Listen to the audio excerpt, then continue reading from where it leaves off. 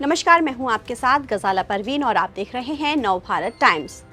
भारत की ओर से सिंधु जल संधि को स्थगित किए जाने के बाद पाकिस्तान में हाहाकार मचा हुआ है। आर्थिक तंगी से जूझ रहा पाकिस्तान अब कई हिस्सों में पानी की किल्लत से जूझ रहा है और पाकिस्तान की आवाम पानी की किल्लत की वजह से बेहाल हो गई है और पानी का रोना अब पाकिस्तान दुनिया में घूम घूम कर रो रहा है। बूंद बूंद पानी को तरस रहा पाकिस्तान ने दुनिया से इसे बहाल करने की गुहार लगाई है। एक बार फिर पाकिस्तान ने संयुक्त राष्ट्र सुरक्षा परिषद में सिंधु संधि को निलंबित करने के भारत के फैसले की निंदा की और कहा कि इससे दुनिया के सामने एक खराब मिसाल कायम होती है। यूनाइटेड नेशन सिक्योरिटी काउंसिल में पाकिस्तान के स्थायी प्रतिनिधि राजदूत असीम इख्तियार अहमद ने कमेंट करते हुए कहा कि शेयरिंग प्राकृतिक संसाधनों को हथियार की तरह इस्तेमाल करने पर रोक लगनी चाहिए।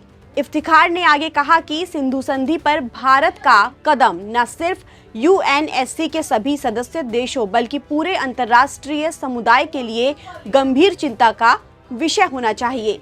6 दशकों से ये संधि सहयोग का एक आदर्श रही है।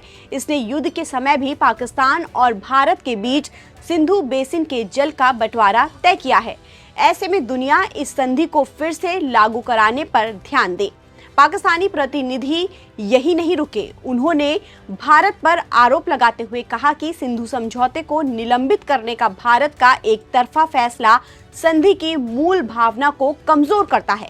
इसके साथ ही इकोसिस्टम को भी खतरा पैदा करता है। भारत के डेटा शेयर न करने से उन लाखों लोगों के जीवन को खतरा पैदा हो सकता है जो अपने अस्तित्व के लिए भोजन और ऊर्जा सुरक्षा हेतु सिंधु जल प्रणाली पर निर्भर हैं।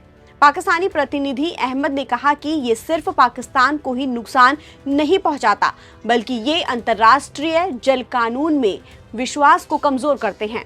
पाकिस्तान ने लगातार ये कहा है कि सिंधु जल संधि का कोई भी प्रावधान एक तरफा निलंबन या संशोधन की अनुमति नहीं देता। आपको बता दें कि इससे पहले भी यूएनएससी में पाकिस्तान सिंधु जल समझौते के मुद्दे को उठा चुका है।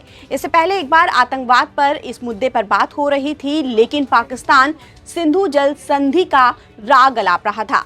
आपको बता दें कि भारत के बीच साल 1960 में सिंधु जल संधि हुई थी। इसके तहत पश्चिम की ओर बहने वाली 3 नदियां पाकिस्तान को दी गई, जबकि भारत को पूर्व की ओर बहने वाली 3 नदियां मिली। भारत ने अप्रैल में पहलगाम में हुए आतंकी हमले के बाद सिंधु जल संधि को स्थगित कर दिया था। इस हमले में 26 लोग मारे गए थे। भारत ने इस हमले में पाकिस्तान को जिम्मेदार ठहराया था। भारत के इस फैसले से पाकिस्तान अब आग बबूला हो गया है।